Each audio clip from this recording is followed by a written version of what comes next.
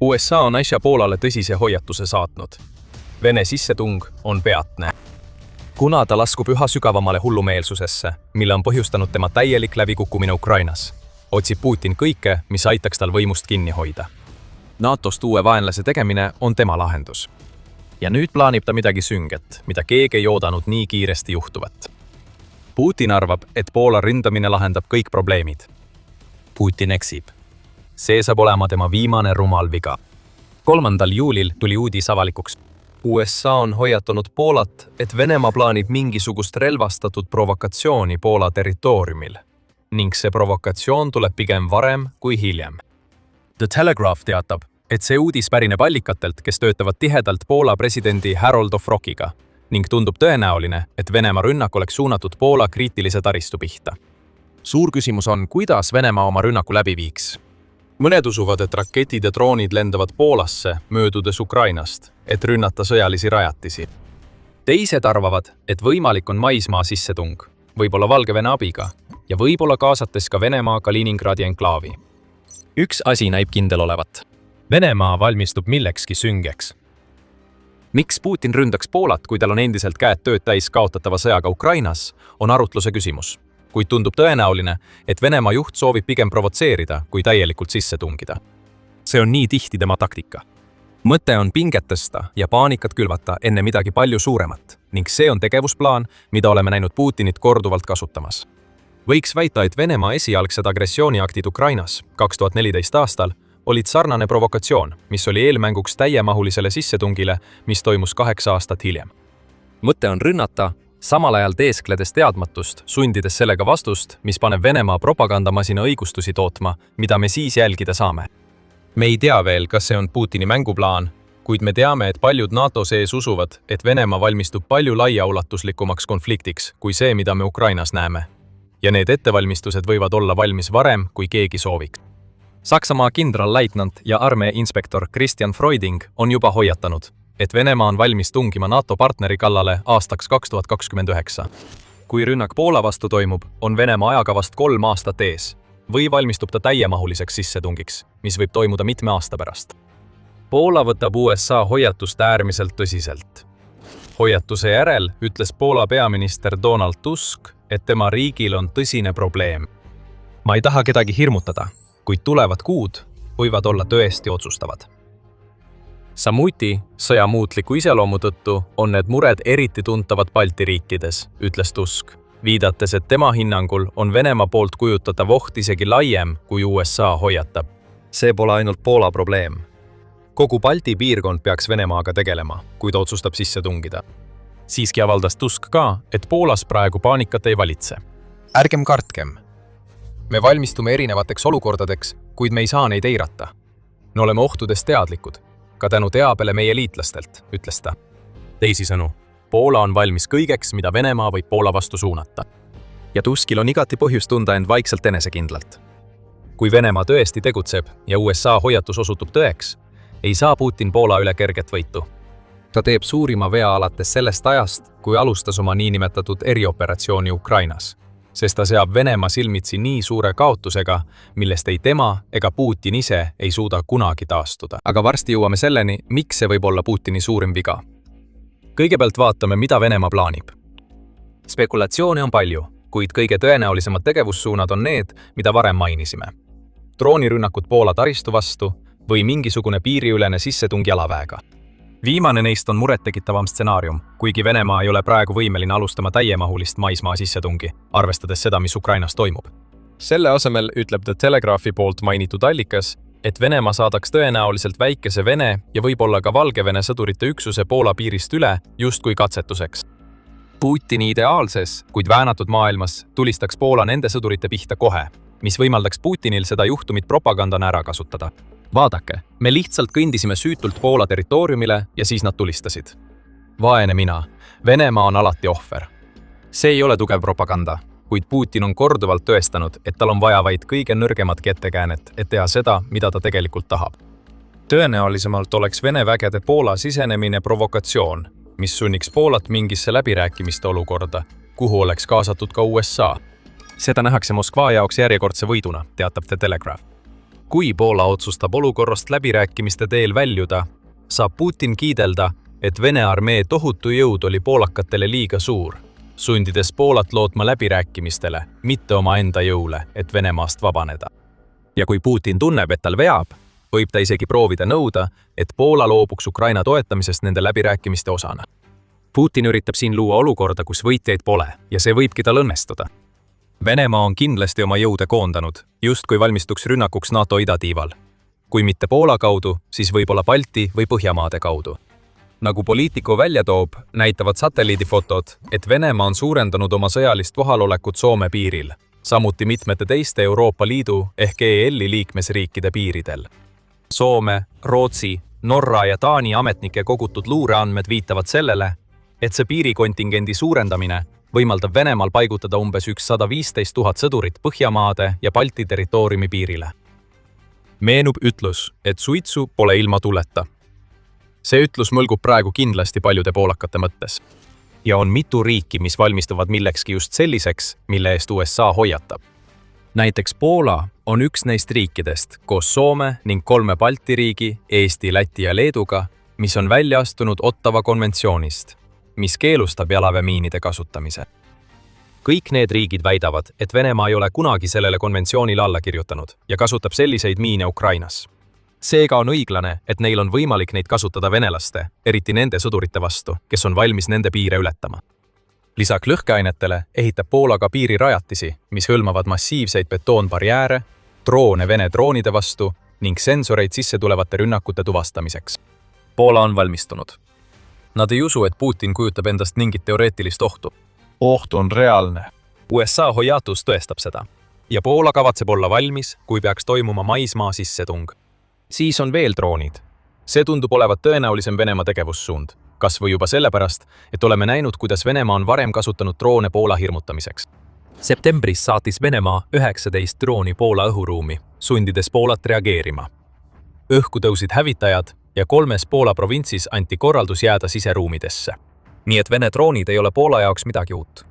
Kuid rünnak, mille eest USA hoiatab, hõlmaks enamat kui vaid mõne Vene peibutusdrooni saatmist kaitsetestimiseks.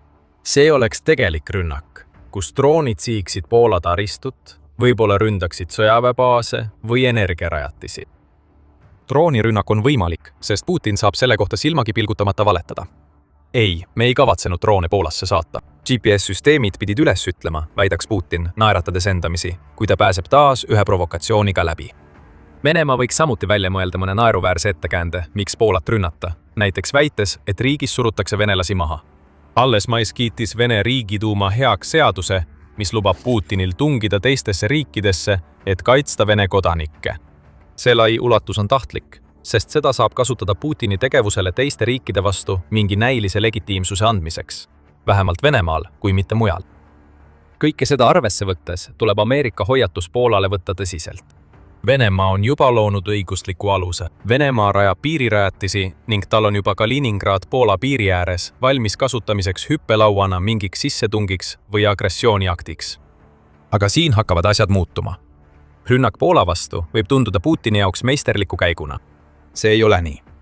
Selline rünnak oleks nii suur viga, et see võiks Putinile lõplikult lõpu teha. Ja me kohe räägime teile miks. Aga enne seda, see on The Military Show. Sellist analüüsi pakume teile igal nädalal. Vajutage tellimisnuppu ja pange märguanne peale, et te ei jääks meie videotest ilma. Miks oleks Poola ründamine Putini seni suurem viga? Selleks on 3 põhjust, alustades sellest, mida Putin näib olevat liiga teadmatu, et mõista. Poola on võimas riik, mis kujutab endast Venemaa sõjaväele tohutut ohtu. Me mainisime Poola piiri tugevdamist mõned minutid tagasi. Kui see oleks kõik, mida Poola teeb, ei peaks Putin oma sissetungiplaanide pärast muretsema. Aga see pole kaugeltki nii. Poola on NATO suurim kaitsekulutaja, kui vaadata kulutusi protsendina sisemajanduse koguproduktist, ehk SKP-st. Aastal 2026 kulutab Poola oma sõjaväele 4,8% SKP-st, mis ületab juba ammu NATO varasema 2% eesmärgi ning on peaaegu jõudmas 5% piirini, mille NATO seadis 2025 aasta tippkohtumisel eesmärgiks. Aastaks 2035. Poola on olnud ka Ukraina suur toetaja kogu tema sõjavältel Venemaaga, saates sissetungi alguses 300 tanki ning hiljem veel suurtükiväe, soomusmasinaid ja palju muud. ainult Ameerika Ühendriikidel ja Türgil on NATOs suuremad armeed kui Poolal ning Poola kulutab miljardeid dollareid moodsatele USA relvadele, mis tekitavad Venemaal ja Ukrainas palju probleeme. Poola on ka droonide osas suurest osast Euroopast ees, olles 2026 aasta alguses pühendanud $1,7 miljardit droonitõrjesüsteemide arendamiseks. Jamestowni fond lisab, et Poola ei jää juba saavutatu najal loorberitele puhkama. Riigil on ambitsioon saada 2030. aastaks sõjaliselt Euroopa tugevaimaks, mis on osa põhjusest, miks me praegu näeme nii suuri kulutusi. Poola töötab aktiivselt ka oma sõjaväe suurendamise nimel, eesmärgiga saavutada 300 000 tegevteenistuses olevat sõdurit ning 200 000 reservväelast, et potentsiaalselt oleks püsiarmee suuruseks 500 000 inimest. Poola soovib isegi oma mereväge uuendada, olles allkirjastanud vastastikuse mõistmise memorandumi, mis viib AA-26 allveelaevade soetamiseni. Kõik see töö on viinud Poola riigikaitse aseministri Pavel Zalewski selleni, et ta kiidab oma riiki kui Euroopa kõige võimsamat. Meil on Euroopas NATO suurim maavägi ja suurimad võimed, ütleb Zalewski, lisades. Me võtame õppust Ukraina kogemustest. See näitab, et sõjas olev riik peab omama väga lühikesi tarneahelaid. Seetõttu investeerime ka sellesse võimesse.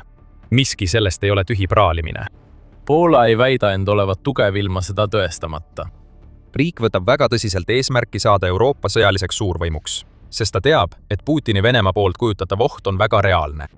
Kui Putin peaks tõesti üritama sisse tungida, ei seisa ta silmitsi kerge vastasega. Ta seisab silmitsi rahvaga, kes on just selliseks olukorraks palju investeerinud. Samuti seisab tal vastas värske armee, mis astub vastu kurnatud Vene sõjaväele, kellel puuduvad kogenud sõdurid. Ukrainas kaotatud enam kui 1,4 miljoni inimese tõttu, samuti varustuse hävimise tõttu, mille põhjustas sissetung Ukrainasse. Me ei ütle, et Venemaa sissetung Poolasse ei oleks jõhker. See oleks kindlasti jõhker. Kuid Venemaa sõjavägi seisaks silmitsi armeega, mis on suur, äärmiselt hästi varustatud ja millel on Ukrainaga piisavalt lähedased sidemed, et ta suudaks oma droonijõude väga kiiresti üles ehitada. Ja siis on veel see väike tüütu asi, et Poola on NATO liige. See on teine põhjus, miks rünnak Poola vastu oleks Putini suurim viga. Kui Venemaa on piisavalt rumal, et saata väed Poolasse või rünnata Poola taristut droonidega, siis võib Poola teha seda, mida ainult üks riik on varem teinud. Käivitada NATO põhikirja artikkel 5. Võib-olla kõige olulisem põhimõte NATOs, artikkel 5 ütleb, et igat relvastatud rünnakut NATO liikme vastu tuleb käsitleda kui rünnakut kõigi liikmete vastu. See omakorda paneb kõigile liikmetele kohustuse tulla appi sellele liikmele, keda on rünnatud. Ameerika Ühendriigid käivitasid selle artikli pärast 11. septembri 2001 aasta rünnakuid Maailma Kaubanduskeskusele ning Poola võib olla järgmine ja teine riik, kes seda teeb. Vladimir Putin ei saa isegi rünnakut alustada Põhjamaade või Balti riikide vastu, kelle piiridele ta ehitab sõjalist infrastruktuuri. Ka nemad on kõik NATO liikmed. Venemaa ei ole NATOga vastasseisuks valmis. Vladimir Putin võib küll käituda nagu oleks ja mõned NATO sees on ilmselgelt ettevaatlikud, sest Poola poolt artikli 5 käivitamine viiks üle-euroopalise sõjani. Aga kui rääkida puhtalt numbritest ja sõjalisest ühtsusest, on NATO ülekaalus. Eeldusel, et USA täidab oma kohustusi. NATO 32 liikmesriiki kulutavad ühiselt igal aastal kaitsele miljardeid dollareid rohkem kui Venemaa ning neil on eelis, et nad ei ole olnud üle 4 aasta kestnud sõjas, mis neid kurnaks. Kui NATO kasutaks kogu oma jõudu kõige vastu, mida Venemaa suudab vastu panna, oleks neil üle 2,3 miljoni sõduri rohkem, umbes 5 korda rohkem sõjalennukeid, ligi 4 korda suurem merevägi kui Venemaal, üle 2 korra rohkem lahingtanke ja umbes 1 miljon soomusmasinat rohkem kui Venemaal. Ja pea meeles, Ukraina võitleks endiselt, kuigi ta ei kuulu NATOsse.